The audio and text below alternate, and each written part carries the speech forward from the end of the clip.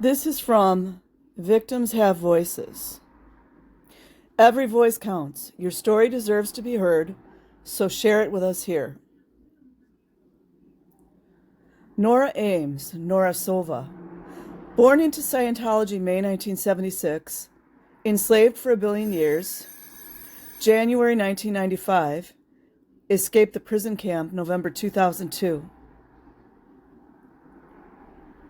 How to summarize what it means to be born into a mind control fever dream created by a perverted, failed science fiction writer.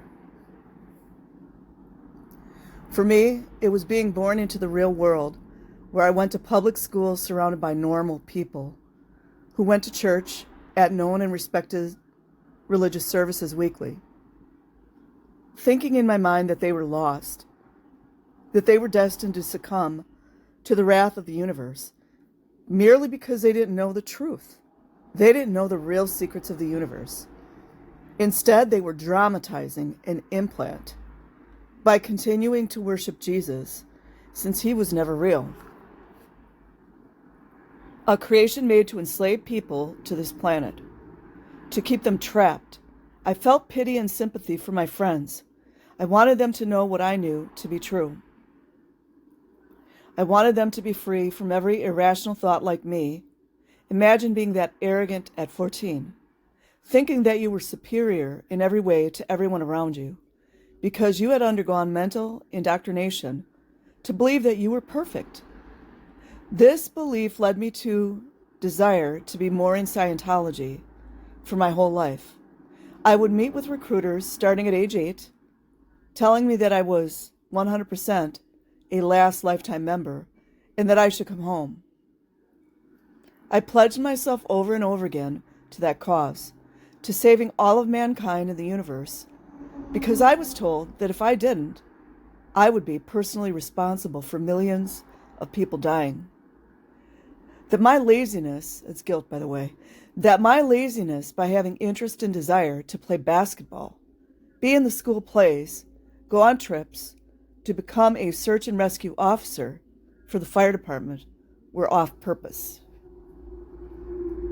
That I might help a few people doing those things, but by being a part of the stolen valor fake space navy, I would save millions of people, that there was no higher calling on planet Earth. Nothing that I could do would create an impact at all other than pledging myself for a billion years to them. In my opinion, this is soul stealing.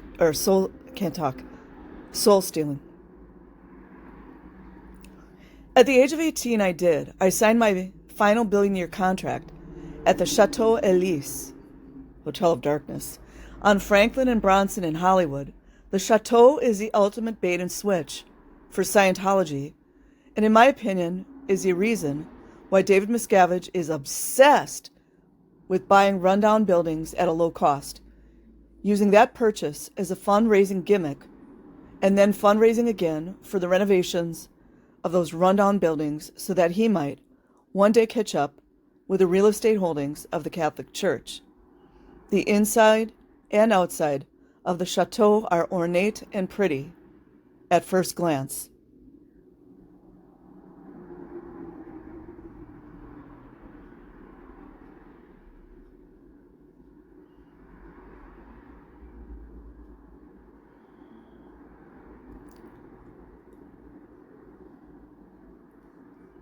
It is a dilapidated building held together with new coats of paint, wishes and dreams.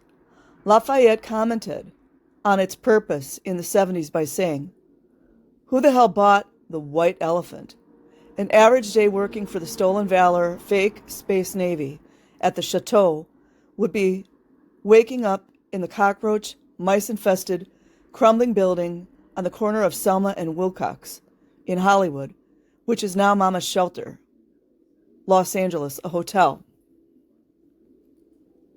In my dorm, that housed between 4 to 12 people depending on how many bunks they could fit in there. No dressers, no closet, just old nasty World War I bunk beds with broken springs that poked through the mattress that was practically as old. Hurrying through the bathroom to get dressed and walking the mile plus from Selma and Wilcox all the way to Franklin, where the chateau was. This was in freezing cold rain, 100 plus temperatures. The building itself was cracked from multiple earthquakes, with crumbling staircases, emergency balconies that didn't have a working ladder, and cockroaches. There was not a morning that went by that we all didn't perform a shoe check to make sure they weren't in there. On arrival at the chateau, running down to the basement, where the billion-year indentured servants' food quarters are, shoveling some cold eggs and toast down so that you were fed. Stand in a formation for a muster. This was to receive your morning briefing. Mostly it was a group dressing down at all your inadequate actions. This meeting is performed 3 times daily in a large group. The facial expression, every interaction was up for immediate reprisal from your manager, from your coworker, from even the paying believers. You are not safe anywhere. And if you didn't immediately respond the way your attacker desired, you would get reported. That report would result in an interrogation and degradation session. If that wasn't satisfactory, which it often wasn't, you would be designated as one of various forms of lower life form. You would be made to publicly apologize and beg each member that you worked with permission back into good standing by completing all of your regular duties as well as self-degradation program. Nathan Rich talks about that. He did that as a child. Perform publicly that would tell your fellow indentured servants that you had realized you were bad, and would they please allow you to be treated as a regular person once again. It's a shaming.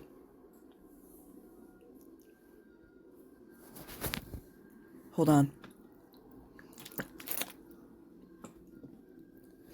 These types of punishments are doled out weekly. Week to week, you would never know where you stood. That's the walking on eggshells. Food was also used as a punishment if you didn't make your quota of work in your 70-plus hour work week. Not only would you be denied any time off, you would be fed cold beans and rice, 3 meals a day. You are not allowed to go and purchase other food when you are under that kind of enforced diet. My personal opinion is I can't believe more people didn't get really, really sick from malnutrition, because you're lacking all kinds of vitamins and minerals. If you are caught, the punishment gets worse. Sleep deprivation was rampant. 24-hour work periods could last 4 days. No sleep for days to make sure you sell enough copies of I.A. Pedrito to make it a New York Times bestseller for David Miscavige.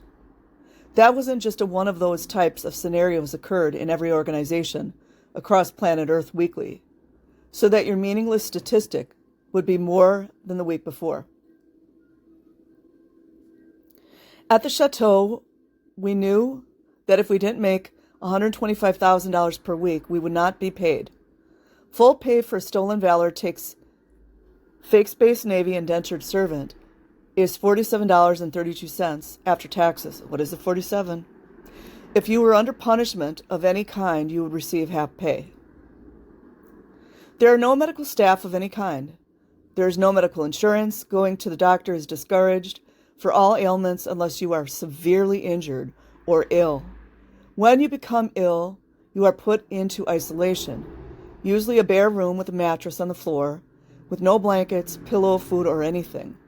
The non-medically certified or schooled person assigned the task of tending to the welfare of others would check on you once a day to bring you some water, a meal, and vitamins. They would also bring the message from your manager about how your absence was causing severe distress and harming your entire department.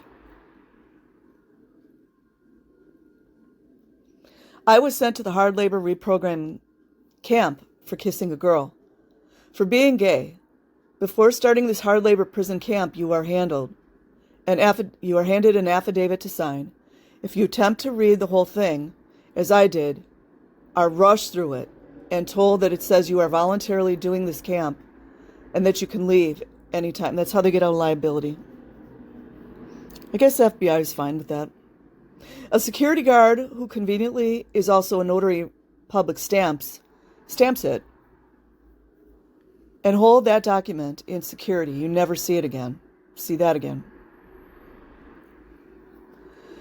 Conditions in that camp were even worse conditions than what I was already existing in.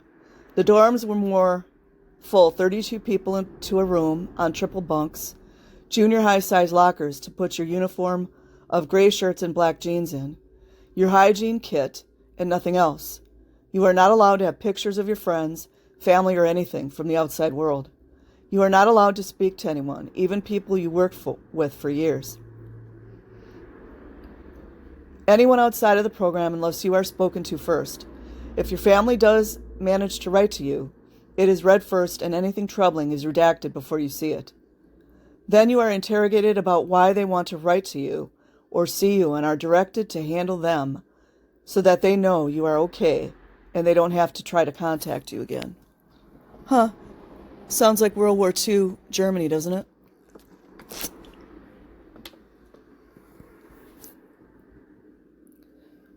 If, God forbid, they should call you, that call is listened to by no less than 3 other people.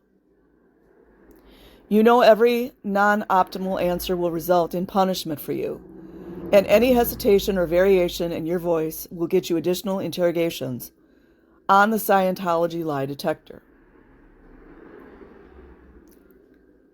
Food is brought out and people fight for it, literally. Pushing and shoving each other, desperately grabbing at burger patties, tearing them in half because there isn't enough. You work 15 hours a day, 10 doing hard manual labor, running everywhere in steel-toe boots, and your full-toe tool belt done. Construction mostly. No PPE, no safety, minimal instructions. Just get it done yesterday. When you don't achieve the swiftness required, you are to drop and do 50 push-ups on the spot or run a mile. If you are constantly messing up, then you are thrown overboard. Since we were on land, there was no body of water to toss us in. You would have to stand in a trash can while multiple people dumped buckets of ice water on you. Then you had to clean up the mess that you had created with no help from anyone else. Wash, rinse, repeat. Daily. None of your thoughts belong to you. Everything you think, say, do, look at, etc. is confessed over and over during your 5 hours of interrogation daily. I endured this for nearly 3 years. I ran away. I begged a panel of my peers at the chateau to let me leave, telling them that I was the most wretched person on planet Earth, and I could never be reformed or reform another. They approved my dismissal I did not know this.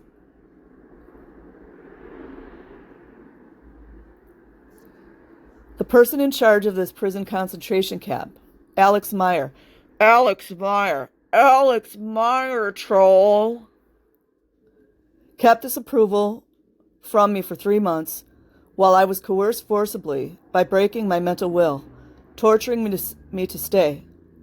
When I told Alex I would stay, he triumphantly pulled my approval dismissal out of his bottom drawer, saying, "I knew you would change your mind."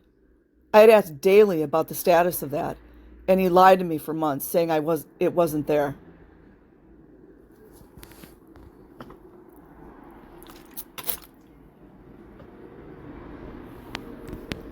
Shortly after this, I was accused falsely of trying to seduce a woman because I told her a joke while we were working, and Alex observed us laughing. While being interrogated, I said to my inquisitor that I wasn't going to participate. This wasn't correct, and I wasn't going to answer the insane questions I was being asked. I tried to put my shoes on and leave. They were taken from me. I tried to leave without my shoes. I was shoved down into my chair repeatedly by multiple people, then 2 people at once. I began to yell. I told them I was leaving. As I walked out the door, an additional 5 people appeared, all telling me that I could not leave. Sound like what we see at the Blue Building? Blocking the door and putting their hands on me, I kept trying to walk forward. They started pulling me to the ground, laying on top of me, pushing me to the ground. I was kicking and screaming, thrashing about on the floor. I got one hand free and banged frantically on the floor.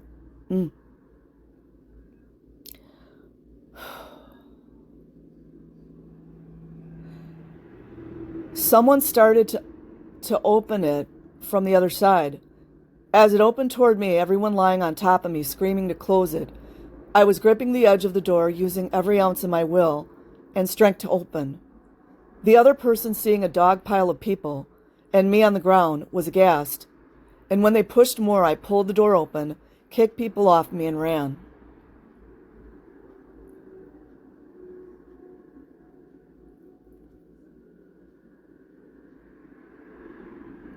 Nora's voice matters. In my stupor, I ran to the place I thought I would be safe, security. You guys know, security's to keep them in, right? Where I had a friend, Alex Duval. Alex Duval! And I thought he would help me. I grabbed the phone on the wall on Catalina, screaming hysterically into the video phone, and Alex came on and said, "Stop bleeding on my phone." Wow, you guys. Alex Duval, do you remember that, Alex? I put my hand to my face, not knowing yet that my nose was partially broken. Oh, God. And gushing blood.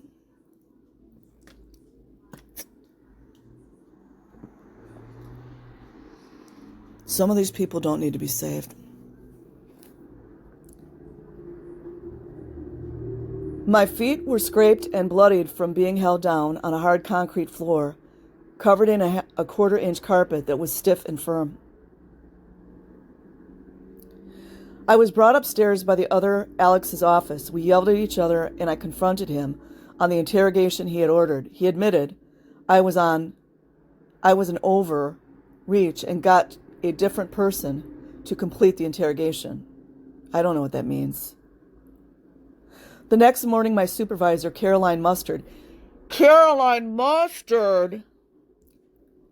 standing 1 inch from my face, screamed at me for 20 minutes straight about what an absolute worthless piece of shit I was, and told me through her cigarette stank breath and spittle that the entire world, and especially her, would be better off if I were dead. That's coercion. LAPD, you hear that? Coercing people to take their own lives, LAPD. I began to cry uncontrollably. I wandered back, bawling, to the second floor, where I lived. Oh, this makes me sad. And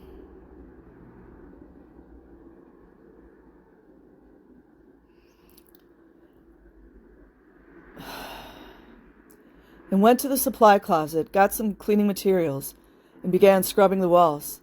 I honestly don't know how long I was doing that. I remember various people coming to me to scream at me, repeating the same thing she had said, and no one once did I stop crying, nor did anyone attempt to help me.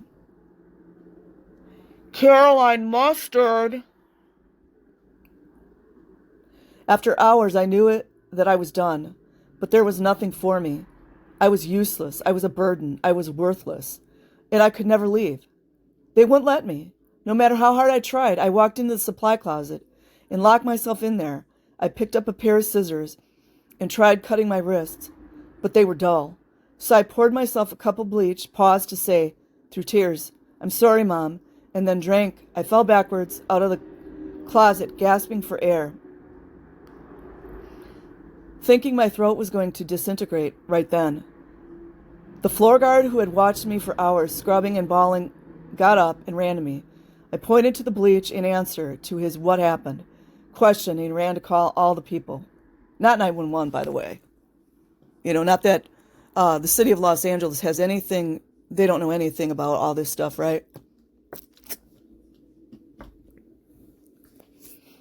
Once I stopped retching and throwing up, I was put in a chair in a room out of sight away from everyone and handled a carton of milk to neutralize the bleach. Can you imagine? They asked if I was okay after an hour, and I weakly and hoarsely said no. After another hour, I was put in a car and driven from L. Ron Hubbard Way to the Chevron station in Los Feliz and Vermont. I waited in the car while a medical person, Quinn Toffer, made a call to Dr. Megan Shields, who was a devout believer, as well as a doctor, and located on Fountain, mere blocks from where the building where it happened. She refused to treat me. There you go, you guys. Isn't that against her medical license?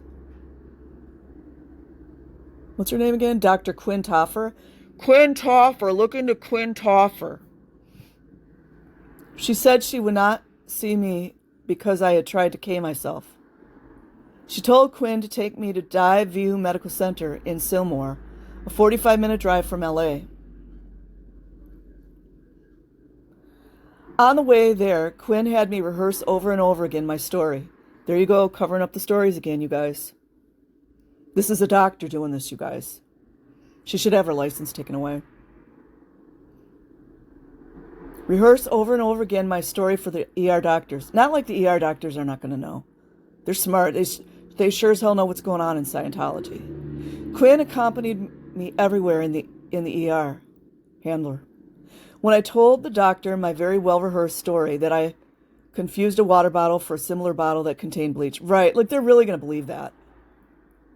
I was using to clean with, the doctor asked me, "Is that the story you're going with?" See? Told you guys. Sorry, Nora, that I'm messing up your story. I can't help it. I looked at Quinn, who squeezed my arm, and then back at the doctor and said yes. They did an x-ray and said I would need rest and take it easy on the foods for a bit, but I was lucky as I hadn't permanently damaged my esophagus.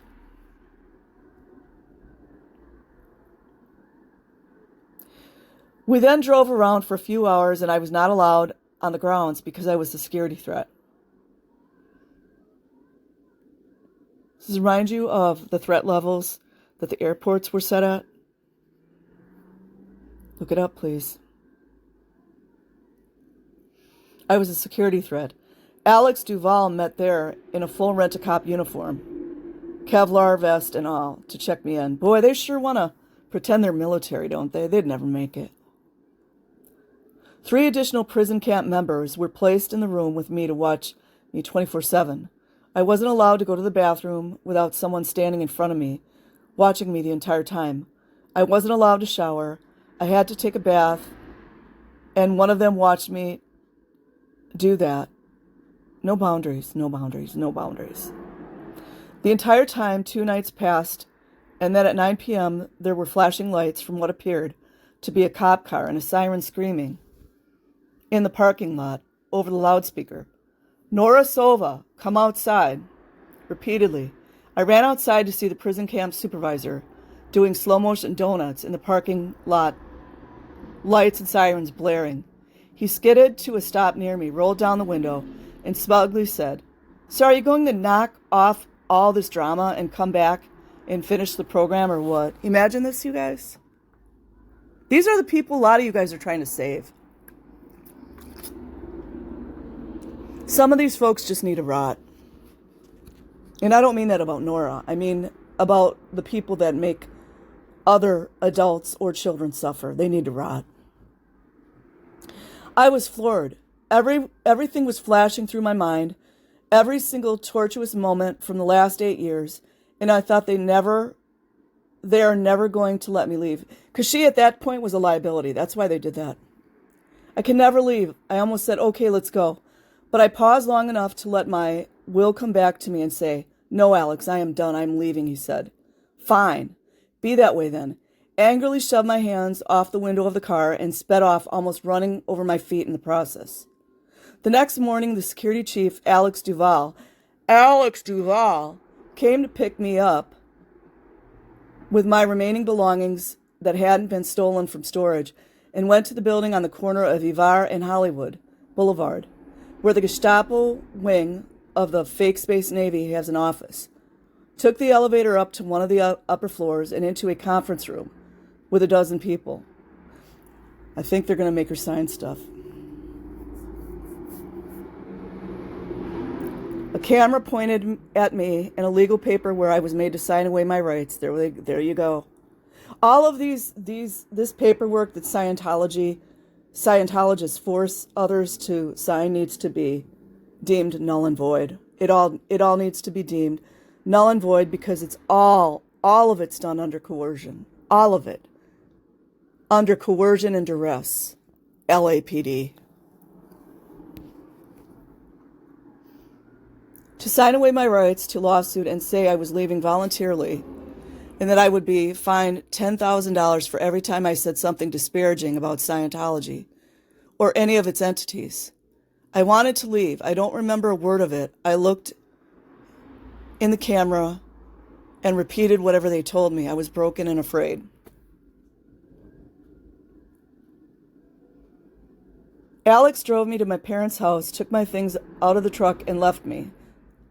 My pops, Harry, hugged me and took me inside and fed me a sandwich. He was never a Scientologist and didn't understand or know what was happening or how it worked.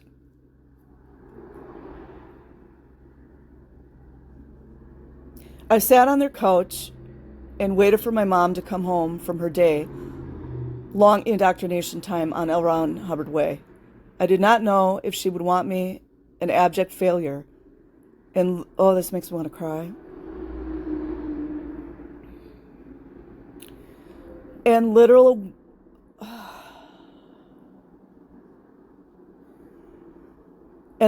worst person on earth in her home.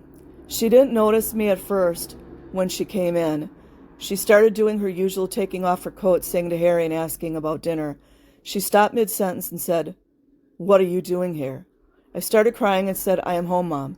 She asked, "Are you home? Home or just visiting?" Asking if I had run away again or had I finally left in a way that wouldn't get either of us in trouble. As if someone had her home bugged, I said, "I am home." Then we were both crying. She hugged me so tight.